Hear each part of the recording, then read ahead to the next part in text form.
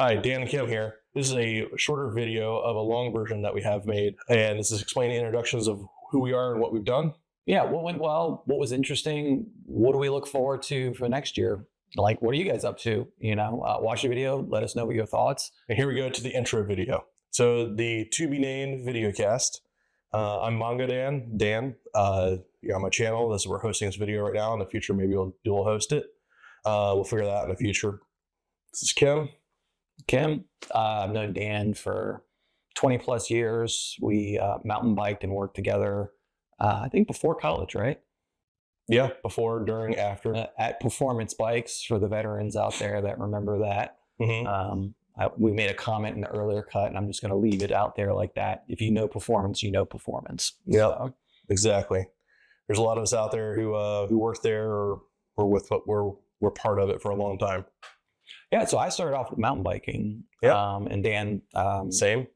When did you start biking? I started biking when I was about 13 years old, and really kind of took it up as like a passion a little before working at Performance, so probably about 17 as well. But yeah, I've been riding pretty much ever since, on and off. Yeah, what about yourself? Same. I started a little bit later. I've got 5 or 6 years on you, right? Mm-hmm.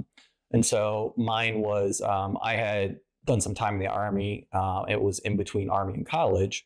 Got a job at Performance, met Dan, a couple other people that'll come up later on. That's one of my favorite rides, was reconnecting with these folks. Mm-hmm. But yeah, I fell in love with cycling through mountain biking. And as we'll talk about, the way we bike, can change, I think, for a lot of people. You get into something, you explore, and you kind of settle in on, some of the more, I guess, things that appeal to you the most. I've seen this in like remote control cars. I'm trying to think of other hobbies that I've had where it's this, you start off, you explore everything, and then photography, all of it. Yeah, exactly. Great point. Started mountain biking. Took some time off here and there. I would say I really, in earnest, I would consider I seriously started riding probably in 2015. So what is that, 11 years ago? Something like that. Yeah. There's a guy at work that would commute in. He got me into commuting, and we live in the DC area, and so driving can be challenging. And so being able to bike to work as an option, it was a no-brainer, and I was instantly hooked. And so I've been kind of more of a road rider. But as I've finished exploring what I think I enjoy about cycling, I find that I'm riding a little bit less, but I tend to put more what I consider quality into the rides that I'm doing. So it spans. I love mountain biking. I love road riding. I really love gravel, and I really love mountain biking. Those are very fun for me. And I spend a lot of time on Zwift, and that'll come up in the stats later on. As I've evolved as a cyclist, and not in a better or worse way, but what works for me are structured training sessions. I'm really big on numbers, and so seeing an objective number like a functional threshold power, I know that's that comes and goes in favor of the cycling community as a metric, but I enjoy those, and structured training really kind of helps you stay in that world of numbers. Yep. Well, I'm kind of on the opposite side. I don't really do structured training so much. I mean, I have at times to get particular goals, but most of my rides are focused around actually just going out and experiencing the ride itself, either having fun or finding a new area or trying new different types of riding. I've done everything from mountain biking to bike trials, which is basically you guys see hopping around the rear wheel doing things. Forgot about that. Road riding, gravel riding, some touring. Lots of bike commuting. One of the things that's unique about myself, and one of the reasons we actually hadn't connected for a long time, was I travel around the world for work. Currently back in the States. I've lived in 4 different countries now, including the United States, also Australia, China, and Bulgaria. Each one of those brings us unique challenges to riding. But I've bike commuted in every location, so that's a bit interesting. Feeling the changes from one location to the next, not only just in learning the location, but actually what best fits that area. Well, and the temperature varies a lot too from these places. So yeah, thermodynamic. Yeah, and humidity and all that. Yeah, everywhere is so different from each other. Probably actually my most ridden location actually per year was actually in China because of the road riding community. It's just, there's a really strong community there. Road riders we had, multiple times during the week, and then big rides on a weekend. I put in like 5,000 miles that year, which is my max for a year. But mountain biking miles, road miles don't quite equal the same. We could talk about that in the future. Yeah. So, yeah. So miles for miles don't necessarily count the same. So it's that kind of leads us in the stats here in a minute. But types of riding, I've started mountain biking and then evolved into probably a little dabbled in the road a little bit, but then actually really start picking up bike commuting. And that kind of broke me into more of the road side of things. And like, because of the consistency that allowed me that I wasn't able to get through mountain biking longer distances on a regular basis. Yeah, commuting was definitely my big year. So it was a couple of years ago. I think it might have been right as COVID kicked off. I think I had my biggest year. It might have been 6,500 or something like that. Okay. We both have families. We both work full-time jobs. So putting a 10,000 mile year in, probably not going to happen until maybe retirement. And I would even question at that point. If ever. Yeah, as though I do know some folks older than me that consistently put 10 to 12,000 miles in their biking all the time. Yep. I can go on Strava to give some kudos, and that person will always be in the top 5 of most recent rides. Yeah, same. But yeah, let's talk about some stats.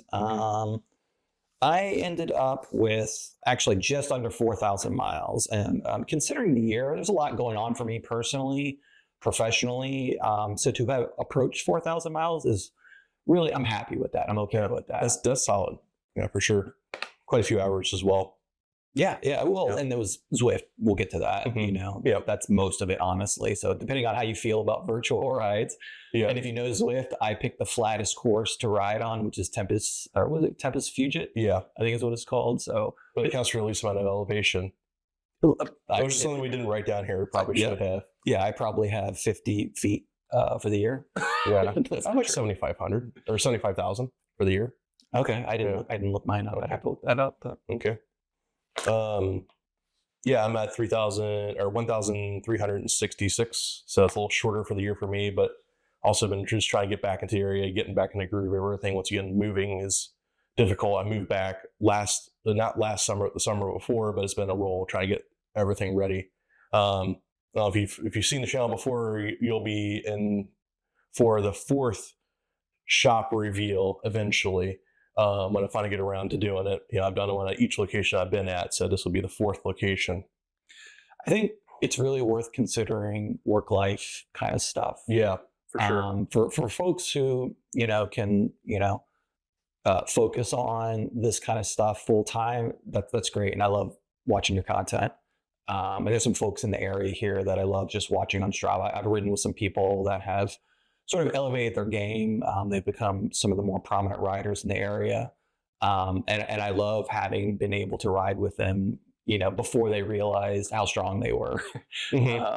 But, for, I think, most people, the balance of the work-life situation, it's a consideration. For sure. And it's something I've really started working on much later than I should have, is managing the stressors. So for me, recovery, and I'll talk about recovery a little bit later on. That to me, the recovery part of it, managing the stress, even at work, like I tend to be the person that does everything all the time until I don't. And when that happens, if I'm not careful, that'll be 2 weeks off the bike. That could be easily a month. And if you're doing this, a couple times a week, that's a long time. I just took a stint off. I think I had done an event in October. November. No, it was October. Yeah. And I am just now getting that back, having just, 2 weeks off here and there. Lots of stuff going on with work, with some family stuff, moving some things around. It takes a long time to get that fitness back. Oh, for sure. And so that's why I consider, really am trying to consider recovery a little bit more this year. I said that twice. I'm getting way ahead of myself here.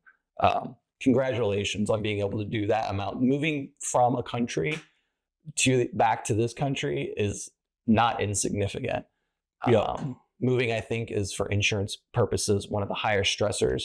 I think they have like what they call I think it's called a Mort scale. Is like the likelihood that you will die from it, and I think moving is one of them. Yeah, because it is stressful. Yeah, so international moving is a lot harder than moving inside of a country as well. Even from state to state, it's a lot easier than.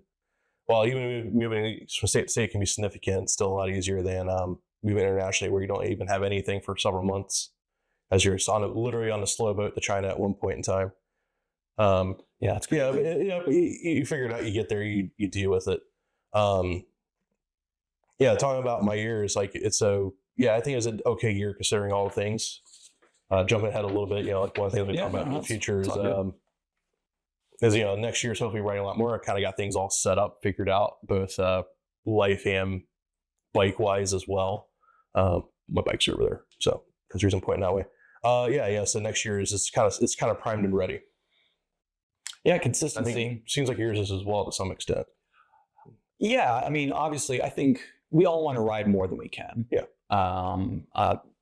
To better or worse effects. I remember when I was putting the big miles in, I was in a constant state of just all I want to do is recover. I don't want to move. Like I would sit at my desk. I would. People were like, "Oh, let's take the stairs," and I'm like, "No, let's take the elevators." And they're like, "You do 100-mile weekends. Like you tell me you can't do the stairs?" That's like, yeah, because I'm exhausted, and it was too much. But I think you've struck a more of a balance. That's what I meant with the balance and everything for next year. Like you have what you're doing now. Like you kind of figured that out. You've gone too far in that direction. Definitely. Yeah. And that's a great point. You put a couple years and you put a couple decades in. I think everybody has a sort of intuitive sense of themselves and what they can do and what they can't do. And it becomes a calculus that I used to love having a beer after a ride. Now I think about it before I do that. I think about how big of a breakfast do I want to have. But yeah, and that's the stuff that comes with time. And if you're self-reflecting, which is also an incredible part for me, is being able to look back and say, okay, what did this year look like versus those other years, and what were the differences? So this is part of a longer video. You can check out the link below. Or in a link in a corner.